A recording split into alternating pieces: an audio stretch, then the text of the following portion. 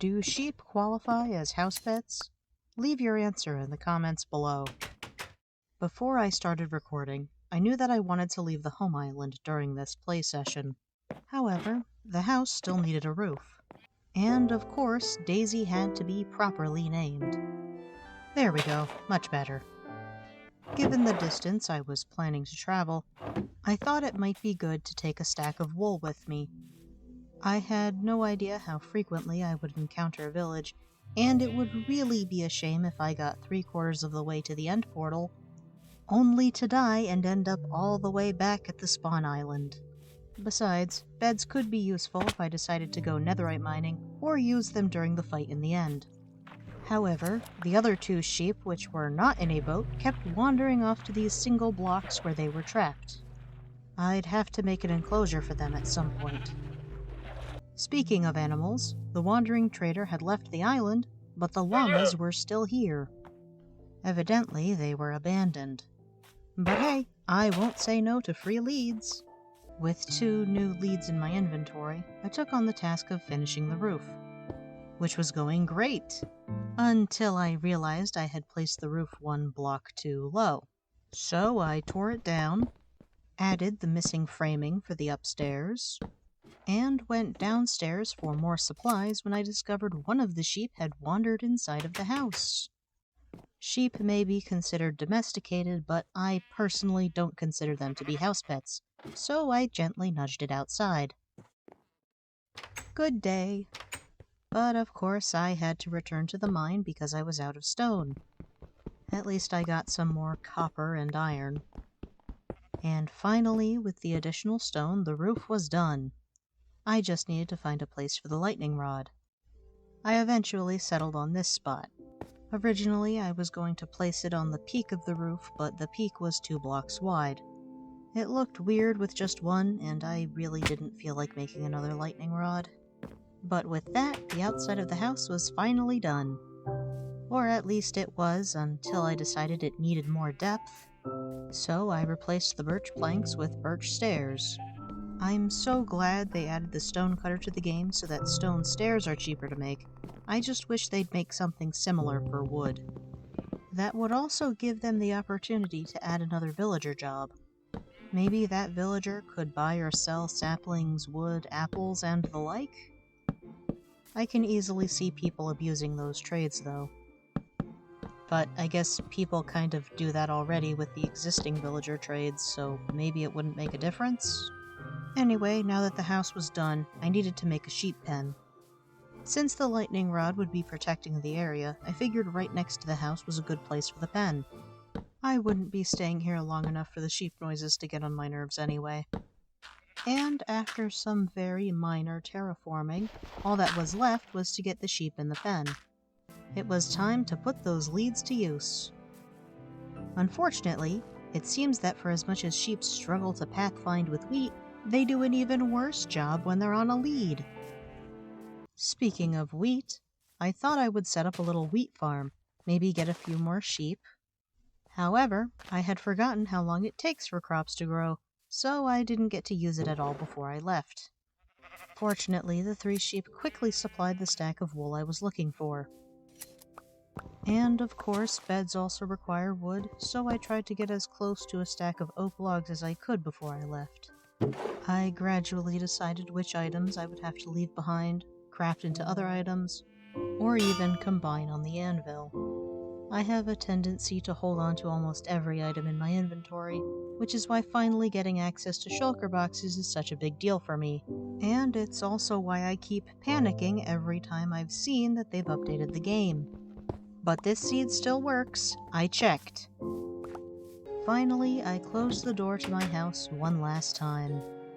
With Daisy and I both in our birch boat, it was time to say goodbye to First Home Island, including the 3 sheep that helped me get a stack of wool. Did you know that many nursery rhymes are in the public domain? So, to say farewell, I composed a little parody of 3 blind mice. I present to you 3 white sheep. 3 white sheep. 3 white sheep. See how they graze. See how they graze. They gave me wool for a brand new bed. One shared a boat with her pale equine friend, who could have helped start my trip to the end as 3 white sheep. Of course, since I was looking behind and not watching where I was going, I didn't see the giant cliff that I ran into. Fortunately, this was just a rowboat and not a craft that travels at high speeds. This is a reminder to always keep your eyes on what's ahead. We soon reached the shore, and I made the first map away from home since the buried treasure adventure. And so Daisy and I gradually made our way southeast. Unfortunately, I didn't remember until much, much later that the first coordinate needed a minus sign in front of it. We encountered a ruined portal on the way. I combined the golden hoe in the chest with the one I already had. There were also enough golden nuggets to make 2 ingots, so I'd be able to make another golden apple at some point. After that, we were back to making our way forward, even if it was in the wrong direction. The next landmark of interest was a village. There wasn't anything too notable about it, though seeing all of these cats made me regret not bringing some fish with me.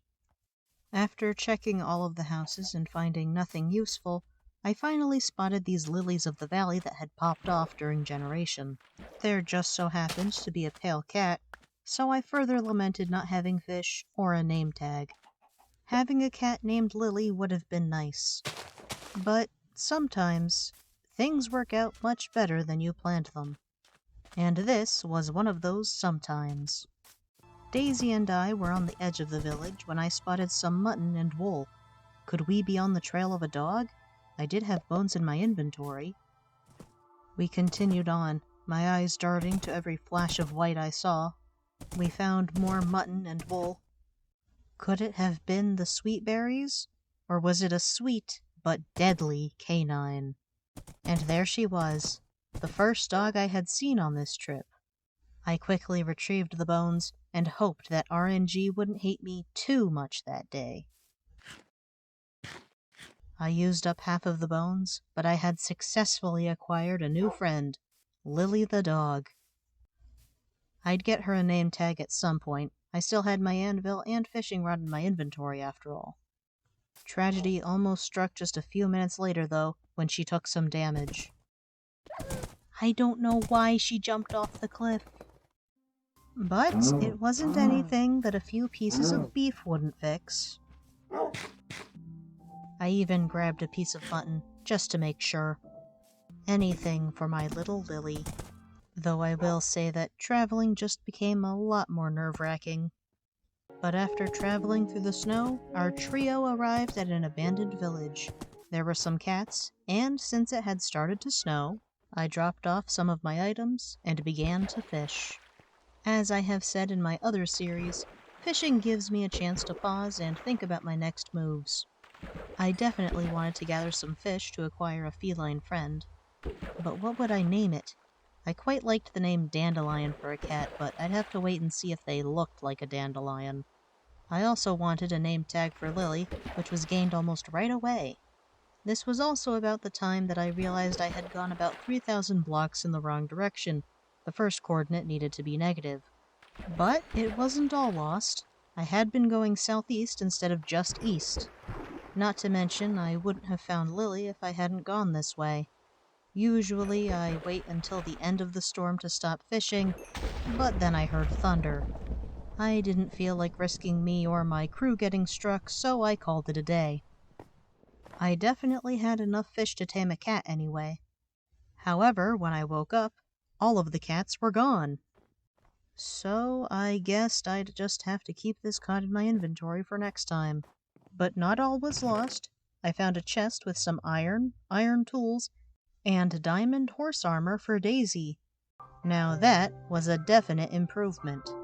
With my inventory incredibly full, I figured it was time to place down the first map barrel.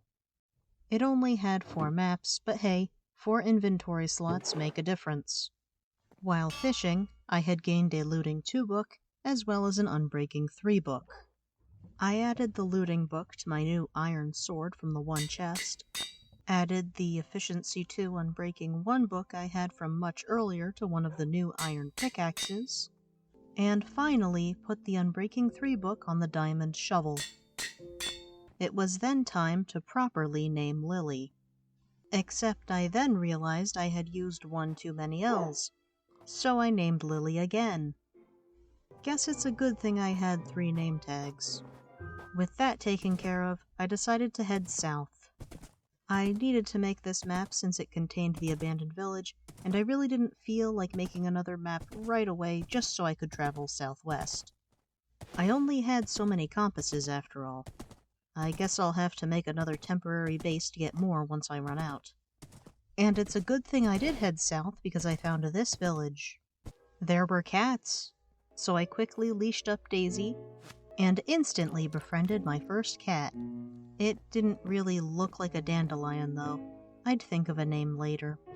I sat down the new cat and Lily so that I could safely continue looking around the village. I found another cat, though this one didn't really look like a dandelion either. But at the edge of the village, I saw more mutton and wool. Would I be able to get another dog? There, in the berry bushes next to one of the houses, was a dog. I had to destroy the bushes. Not sure why the dog wasn't taking damage, but I didn't seem to be as fortunate. He was sitting among all these dandelions, but I wasn't sure if that was a good name for a dog. And I just realized as I am editing this, I found him in a berry bush. I asked if it was the sweet berries that killed that one sheep earlier. Barry. The dog's name is Barry. Barry with an E. This is literally so obvious. It's a plant-themed name, which seems to be what I'm going for in this game. Why did this take me so long? Also, he is a sweet, good boy. Yes, he is. I'm glad I had just enough bones to tame him. I had started this session with just Daisy and me, but now we had a crew of 6. I still wasn't sure what to name the cats, but I was confident we'd get there eventually. It was a new day, and time to continue on our way south. And, of course, Barry took damage. But 1 cow later, and Barry was good again. And now that I had a new map, we could start traveling west again. I just had to figure out a safe way around these cliffs. While still figuring out where to go, I passed a llama. Originally, I had considered getting a bunch to store my items. I had enough leads after all. However, the issue with llamas is they can only jump 1 block. My cats and dogs can teleport, so I don't have to worry about them keeping up with Daisy, especially on the cliffs. Maybe I'll revisit the idea of a llama caravan once we're closer to the end portal, but for now, I'll just have to leave items behind. Our crew then arrived at an abandoned village and ruined portal. Once again, I leashed Daisy to one of the houses and had everyone sit down while I checked out the village and portal. I got more gold for making golden apples, but the chest was a bit lackluster. The village didn't have anything super exciting, though I did find this allium. I figured that was a decent name for a cat, so I used the flower to make dye to change the color of the first cat's collar. He would henceforth be known as Allium. Having found nothing else of interest, it was time to hit the road again. It appeared we had reached an ocean. I did have boats that I could leash to safely bring everyone across, but it looked like there was still dry land we could cross to the south. Later that night, I had to make a quick pit stop in a birch forest to make another map. But when I had finished, I couldn't find Daisy. I spent a decent chunk of time panicking, wondering if she had somehow fallen into the ravine. But no, she had just wandered behind a giant mushroom. At least roofed forests are a lot easier to travel through with a horse. But as the moon was setting, I spotted a Pillager Outpost. What treasures awaited us? Once again, I made sure everyone was safe and sound before I went inside. But then I saw him, an iron golem, imprisoned and abandoned. This simply would not do, so I freed him. He didn't say much, just kind of wandered off. The chest in the tower didn't have anything particularly exciting, other than a crossbow. I might keep that for the fight with the dragon. I'm not the best at using a normal bow after all. I didn't see the iron golem anymore. All I could do was hope that he remembered his way home and continue on my journey. Before ending the session, we found one last ruined portal. It had enough golden nuggets to turn into 3 ingots, and some iron nuggets to turn into 1 ingot too. In typical cliche fashion, we closed this particular chapter by riding off into the sunset. Until next time, take care.